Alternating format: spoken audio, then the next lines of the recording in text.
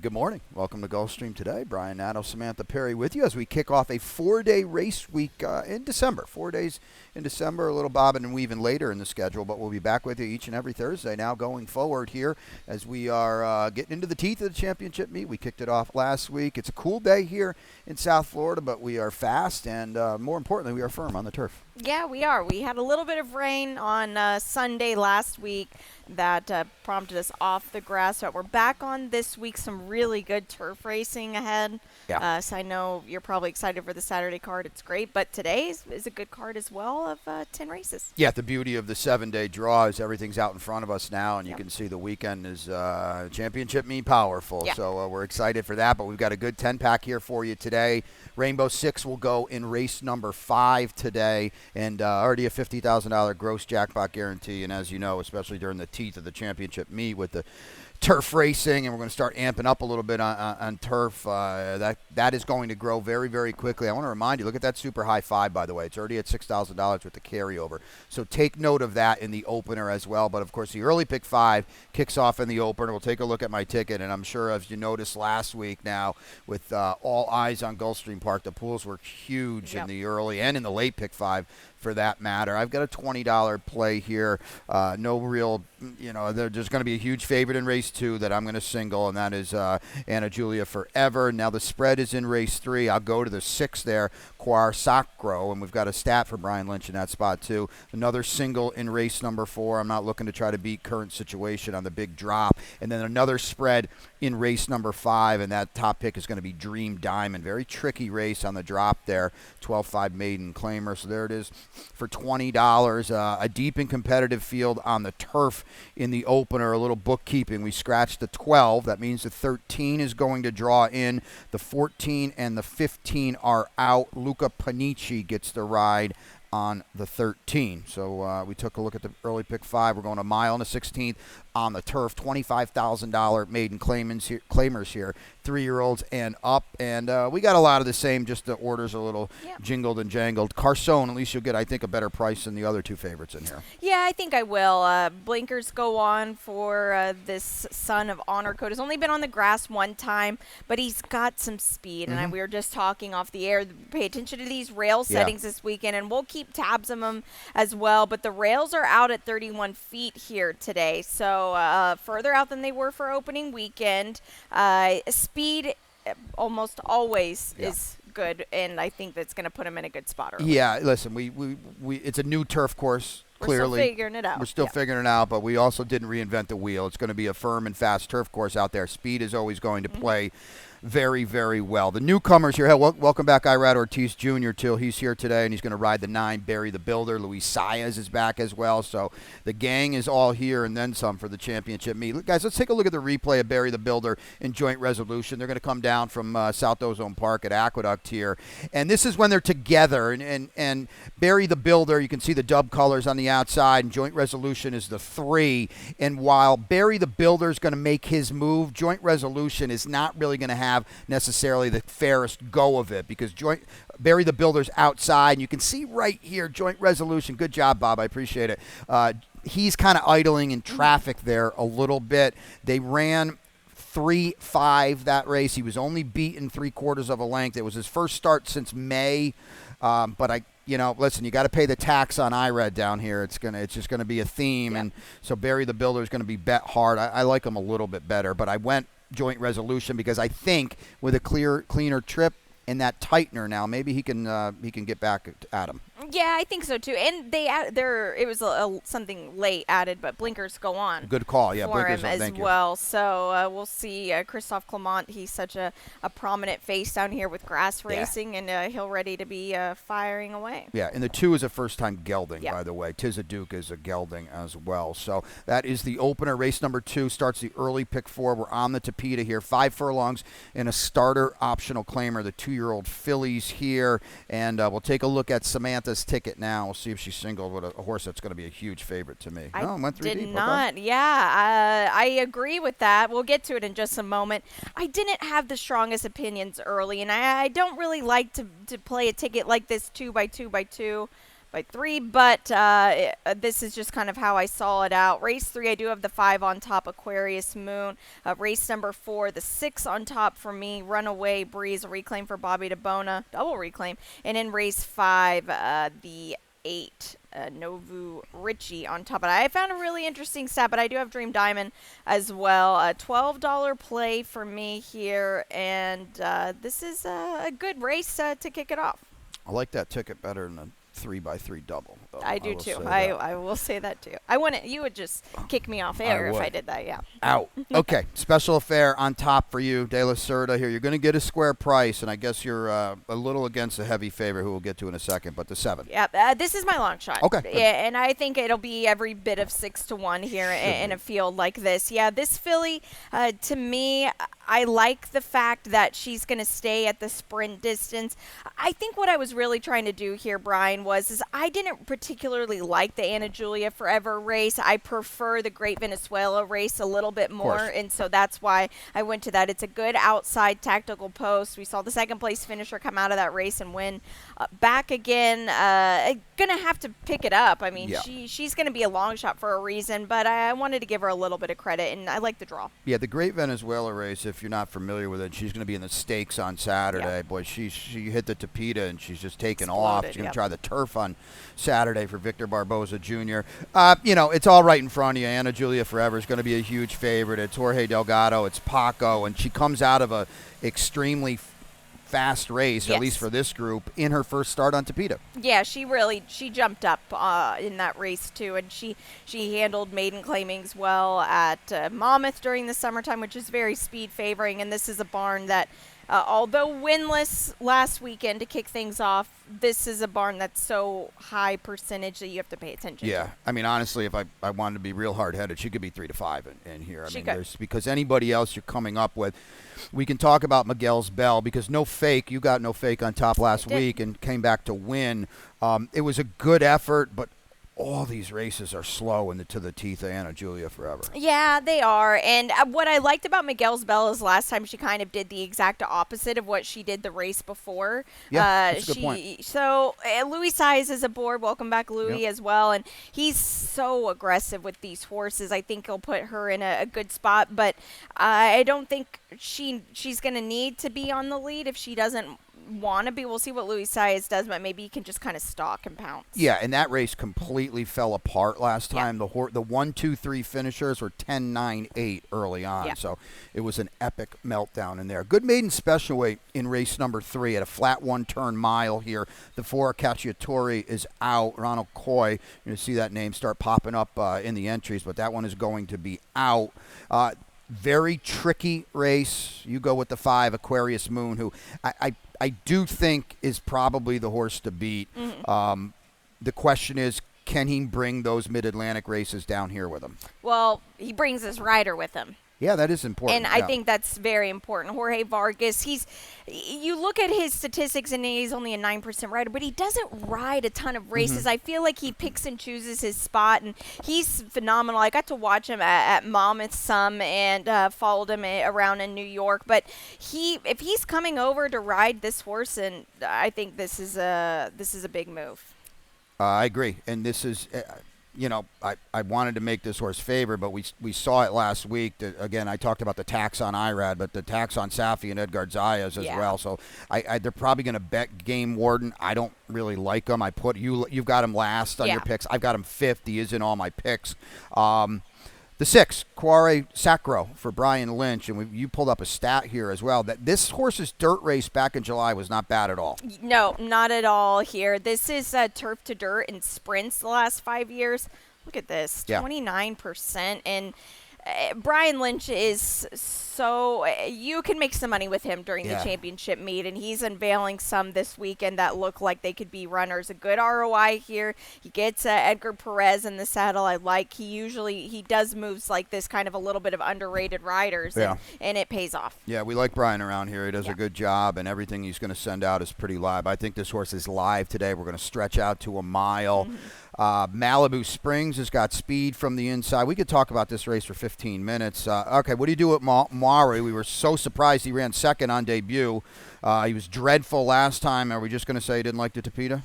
Yeah, I'm going to toss the Tapeta race. Okay. I think that it's going to be, he needs every bit of 2 turns. Ired's going to, he's a lazy He horse, is I super, feel. yeah, Yeah, lagged around out there on yes, debut. yeah, just kind of by default picked up the pieces, and I liked the fact that he was going to go a mile and 3/16 on the Tapeta, but he didn't really take to that too much. I didn't play him in any of my horizontals. I'm going to toss him, and if he beats me, he beats me.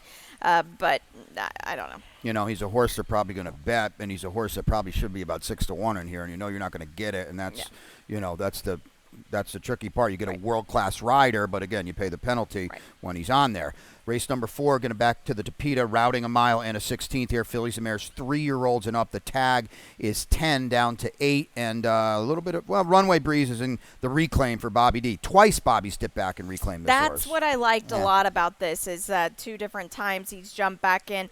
Hector Diaz Jr., he won on this horse back when Bobby DeBona had the horse, so I like that fact. The Hey Hey Paula race was such a strong race, came back against Soler. This horse has been tossed around quite a few times, but everybody keeps jumping in for, and I think that's significant. You know, if you're not familiar, if you're just, you know, tuning in for the championship, Bobby D is a high percentage guy that always puts his horses in the right spot. I think it's Saturday we're going to see her. We're gonna see Fly the W. Thank you. Fly the W. He's done a phenomenal job. Bobby is very, very sharp.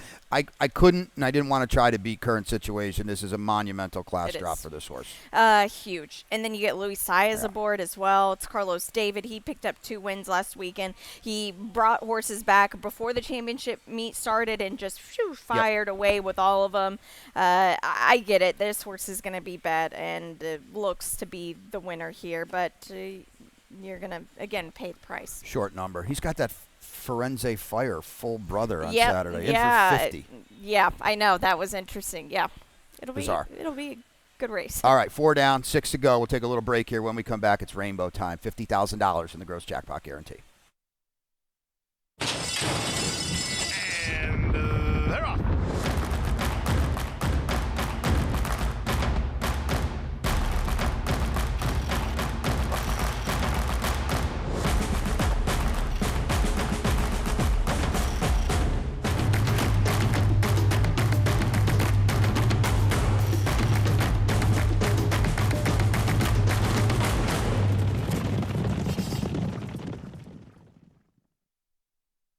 It's tradition. Every year, the stars gather for a spectacle. Stars of the racing world collide What a sport! What a horse! to cement their legacy in their quest for greatness. Bear witness as we raise the stakes and shatter the status quo. Watch as the brightest stars in fashion take the stage, and we forge unforgettable memories. Be part of this storied heritage. Revel in performances from the superstars of entertainment, and the unexpected awaits you at every turn. Join us in this unrivaling celebration, where champions ascend and legends are created. This is the Pegasus World Cup, where stars align. Never too early to talk Pegasus, and there you see it, Saturday, January 27th. You can get your tickets now. It's going to be a huge day here at Gulfstream Park. Let's get back to race number 5, though. It's Rainbow 6 time. $50,000 in the gross jackpot guarantee. $38.40 ticket for me, which we'll take a look at now. We already talked about this 5th race. Race 6, the 4, Seagull on top for me. I think that's an interesting newcomer for Jack Sisterson. Race number 7 is the 11, Silent Heart. Not my best bet, but easily could have been. In race number 8, the top pick is the 4, King Silvio for Julie Stormfeld. There is the best bet in race number 9 on a horse of the Bourbon Breeze. I think is in a really good spot today. And then the long shot in the finale, and that is the 2, Blind Eye. Will get nicked a little bit because of a scratch, but the long shot is Blind Eye in race number 10. Get back to race number 5 now, and you can see I'm spreading a little bit. It's a difficult race to me. 6 on a fast main track, 12-5 maiden claimers for the gals here, 2-year-old fillies. Nouveau Riche for you and Carlos David and Irad. This is this is a rider that can get this filly to finish. She is what she is at the end of the day. And Gabriel Maldonado did Slow? Is that what? yeah, well, yes. I'm just being political about it here. But this is not a great race. No. Let's just put it like that. And she's drawn well to the outside. She traveled the 7 furlongs last time. I think that stretched her a little bit thin. She's back to the 6 furlongs, but she ran much better on the dirt than she did on the Tapeta. But this is interesting here. I want to show a stat. This is Irad and Carlos David the last 3 years together. 2 for 16. All right, the last 2 years, 0 for 6. It's interesting. They have not won a race together. Huh. Yeah, now, not a big sample, and I get it. Irad jumps in. He's got a lot of barns he's got to ride for. But still, Irad will ride a live horse for Carlos David, and he's yet to get a win with him in the last 2 years. Well, I think the other thing is, too, it's not like Carlos runs 7 horses during the championship meet. He's going to run a lot of horses, Yes, so he doesn't exactly. reach for Irad either. So that's very, very interesting there. You know, listen, they're going to bet this horse. This horse is pretty slow. There's a reason you don't see the 1 in the top pick for us, because we've been here all year. We're not picking Cozy Colby in this No. spot. Dream Diamond's interesting to me, okay, because she got involved in something she did not want to be involved in last time, going 7 furlongs against maiden special weights, drawn perfectly. Cozy Colby is going to go. I think she's a big threat in here. I got her in picked her, second. yeah, Mhm. I picked her on debut because I thought she worked a lot better than she was shown, and then I came back with her again as a long shot, and then I kind of threw the towel with her last time just because I didn't like the post or Right. the post, and I didn't like the distance for with that 1 hole. But she's drawn much better this time, and I like the cutback. So you're onto something. Dueling and tiring against maiden special weights. That's A hard, monster yeah. drop here. Cozy Colby is what she is. They're going to bet her again. She was 80 cents on the dollar for 35 Can't last come time. back to this filly. Take her out to Yeah. the barn for 12.5, and you just can't pick this horse on top. If she wins, good for her. Golf clap and move on, but you just Yeah, can't. just can't do it. Can't do it on top. Late pick 5 here, going to $170 on the Tapeta in race number 6. This is a good, tricky race. Starter optional claimer for the 2-year-olds here. We do scratch the 2 Flight Catcher out of this field. We'll take a look at Samantha's ticket before we get into it. Yeah, it's got my best bet. Well, we have the Okay. same best bet today.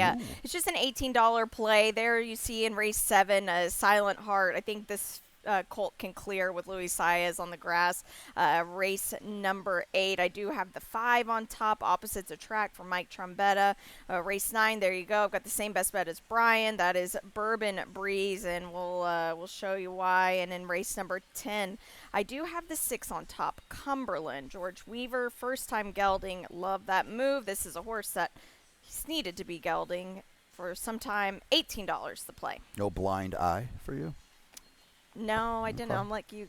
I know you like that trainer quite a bit. All right, here we go now in race number 6, and I got to scratch out the 2 Flight Catcher. You go next door to the 3, Reza Rolex, or Billy Morey's a very high percentage barn from Kentucky, Midwest. Yes, and I like the fact that this horse has got some speed. It's pretty crisp in the air right now. I think the speed is. will be good today on the Tapeta. And we saw it on Sunday as well with that little bit of rain that we got. It tightened up the Tapeta. This chilliness in the air, that's going to have this Tapeta pretty tight. Bouchero Yep. on the Tapeta. It's always a good thing. We like the work that his offspring does. And I get it. That wasn't a strong race at Belterra Park by any means, but it was still a victory. Now we get Irad. Yeah, this is a competitive race here. It is. Nobody's over the top. I took a shot with Siegel. It'll be interesting to see. It's Jack Sisterson. We like the job he does. It's a private purchase. Qatar Racing dipped in. Carried a 128 on debut. So I went back. This was a maiden race. It does say claiming allowance. The field combined, and I picked this horse. I like the job Jack does. Yeah. The rest of the horses in that race, I went back and looked on racingpost.com. They were 0 for 37. Oh, wow. Combined. So this is a Jack and Qatar Racing we trust kind of pick Yeah. for me. We'll see. We don't know a lot about this horse. Right. I will say this. Let's bring up Tap It 3 times and show that video. I think he's the horse to beat. You're not going to have to, break any stopwatches to win this race. No. And that's another reason I took Siegel. It's a good effort, though. Look at him get kind of shuffled and drops back, and he's doing that to the 6-5 favorite, and it looks like he's going to call it a day. He's actually going to end up winning this race by a length and a quarter. Now, Grand Tower, maybe he just kind of quit. I don't know. I thought it was, you don't see this a lot. We're not going to run this all the way through because it's in the PPs, but he's actually going to win this race by a length and a quarter. I thought it was a good effort. Jerry O'Dwyer is not a guy that's going to win with first-time starters. So here's the other thing, too. They bet this horse. He was 5-2 in that race. They did. I picked him I think that you day. did, yeah. That was so. Jerry O'Dwyer had 2 horses win first time out over the summer, and there's the other one, 10th Mountain, the 7 horse. Yeah, too. good call. So yeah. Tricky race, competitive race, and you've got 10th Mountain in second as well. He'll be a square price. You're going to have to run faster, but he will. Listen, he's got a lot of upside for Jerry. And speaking of which, I heard word on the street, and our old buddy Sibelius is aiming for the Mr. Prospector. So Can't wait. Pretty cool. They picked 4 time in race 7. We'll just no need to show the ticket, but this is a good race here. Now we're 5 furlongs on the turf in this maiden special weight for the 2-year-olds, and we love these maiden races here at Gulfstream Park. And we both land. This was initially my best bet of the day, and then I got to race 9 and said, nope, we can't have Silent Heart as my best bet. Yeah. But we can show you Silent Heart, who was really, really good in his lone turf start at Indiana.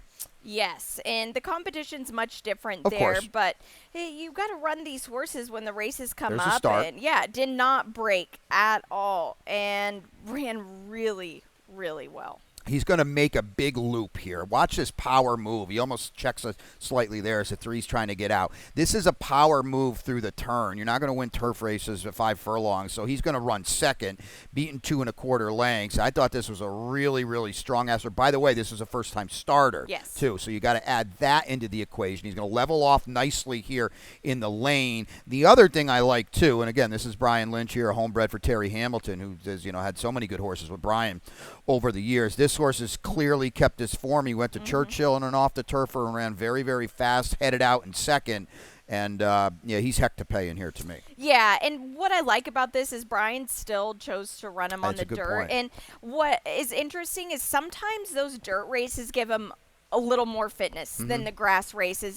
He should be 100% tightened up here, ready to roll. I think he can clear this field. Again, these rail settings today, they're at 31 feet, so you want to get over and get clear, and I think this is one that can take him gate to wire. Irad jumps aboard the 3, crashed the gate, a gelding. They tried to get him on turf on debut. I would expect a lot better from him, and certainly the 3 crashed the gate. That you've got him in second, I've got him in third. The 9, fastest, I think, could be dangerous. The Dam won 4 times on the turf, so take note of that. Late pick 3 in race number 8 here. Mile and a 16th on the Tapeta, 3 and up, which have never won 2. It's a good one for 35 in here as well. You go to the 5, opposites attract. Mike Trombetta had a good opening weekend down here. I think he's live. Yeah, I think so too. And you look at the last Tapeta races that this horse was running in, they were in strong competition at Woodbine. So you just kind of put your finger over the last few efforts on the grass there. Maybe this horse just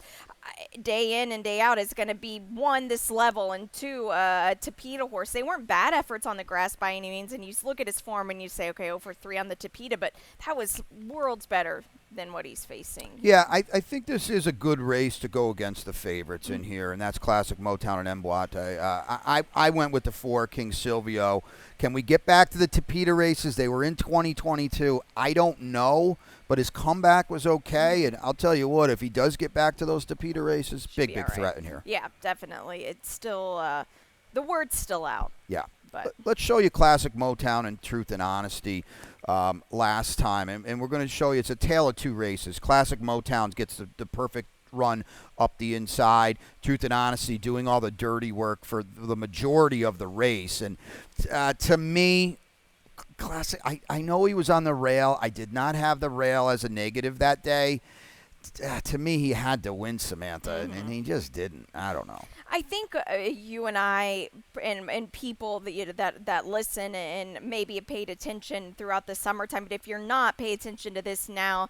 if we're not picking horses that were running just average or slightly above average during the summertime meet on these Tapeta races, and we're picking horses that are newcomers, I think that's important to pay attention No, to, I agree. because if they couldn't get it done during the summertime, I think we've got a bad taste in our mouth, and Yeah. you want to go with somebody who's a new shooter, even if they've never tried the Tapeta or just different circumstances, because if they couldn't get it done this summer like Classic Motown, don't bet this horse. I think it's a very, very good point. And, listen, we have good summer racing here, but We do. now we're in the teeth of the championship Yep. meet, and whatever race we're running is better than the groups that we saw in the summer. It's just a statement of Exactly, fact.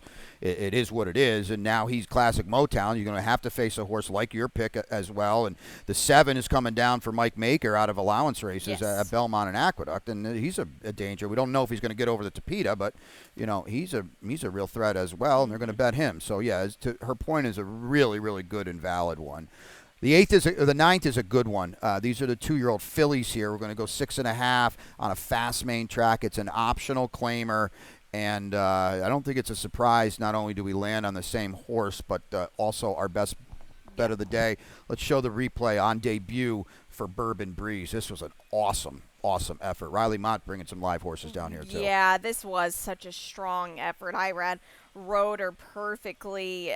She was just buried in a group of horses, and she just ran so well. And you don't see him win like this Yeah. first time. It's a huge field. You see that at Keeneland, super competitive, and this distance for her, I think, is going to just be absolutely perfect. And you see, like, she still doesn't have a seam. No, what and an education. Yeah, but it's such a good learning experience. And as soon as she gets some, she's gone goodbye. You don't see him quicken like that, especially first time out. No, he's got a good one here. Now, don't hold her last race against her. There's a couple things going on there. Okay, you're facing winner. She probably didn't like the mile. Mm-hmm. If you're not familiar with the winner, Torpedo Anna is Ooh. a star She is for Kenny for McPeak. Kenny McPeak, yep. And she's a horse that's going to be on the Kentucky Oaks Trail. Yeah. So I'm not holding that against her.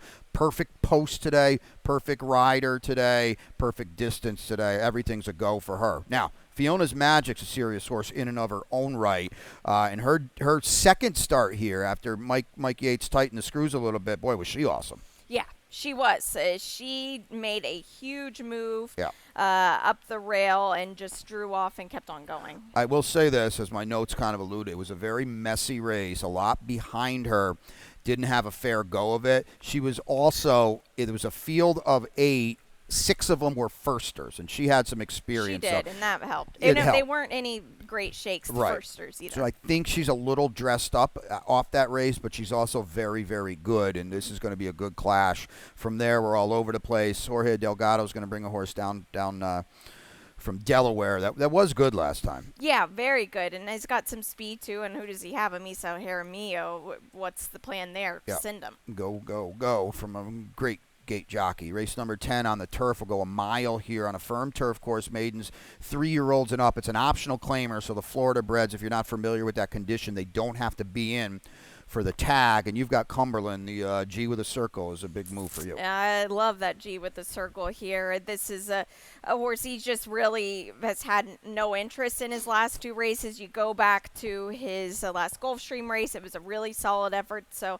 we've gotten new surface here, so that remains to be seen how he'll get over that. But toss the Kentucky Downs race, the Saratoga race, sprinting on the turf. I don't think this is what this horse wants to do. It's not like he's a superstar, and that's why he's in with the Right. tag here, and he's gelded. You don't need to keep a horse intact like this. Let's just get his mind on things.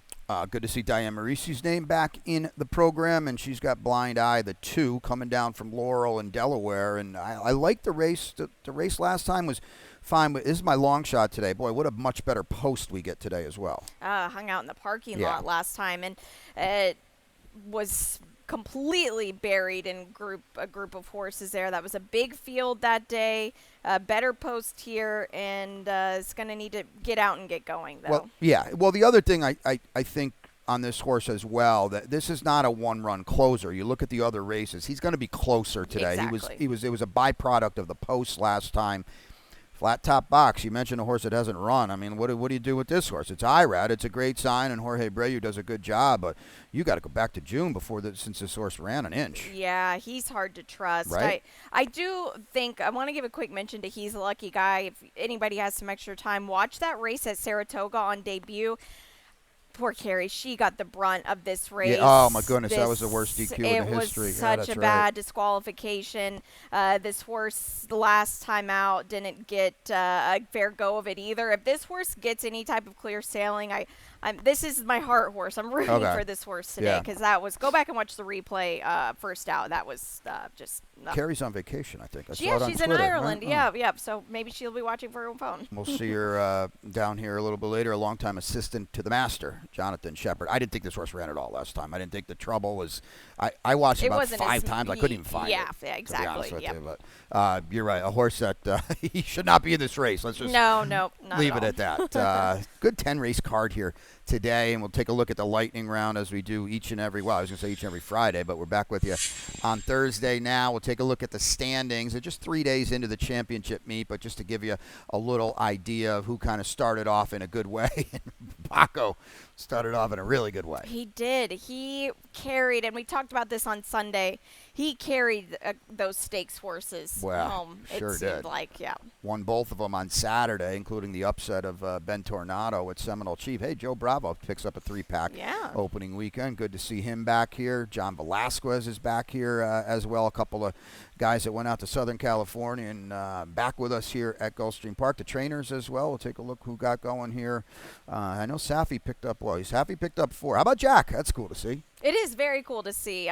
This will shake and spin so many different ways, but it's cool to see how we're starting off. And sometimes this momentum, it just keeps on going. And Jack Sisterson, he holds a heavy hand of cards this weekend. Yeah, he does. And you talked about momentum. Well, Carlos David was all over the place, actually. New York and certainly Gulfstream Park was on a tear to end the Sunshine meet, and it looks like he's got it going on as well. Hey, Sandino Hernandez, we tried forever to get him going, and he's got a couple too. So we kept betting, and now they're winning. So I guess we got to get back on the train. So beat the expert as we do each and every Saturday during the championship meet. I am in the old hot seat. How did you do last week, by the way?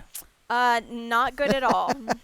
But I don't think the website was working, so I got out of that unscathed. Yeah, new picture. Guy needs a shave there. My goodness, it's come on, it's a championship meet here. Yeah, Jeez. Come on, but stuff together. You never do well on the Beat the Expert day. It's a tough road to hoe on Saturdays with everything going on, and I agree with my partner wholeheartedly on that. TTP3 is the Tropical Turf Pick 3 every Saturday and Sunday. The last 3 turf races, great bet. It's incredible on Saturday as well.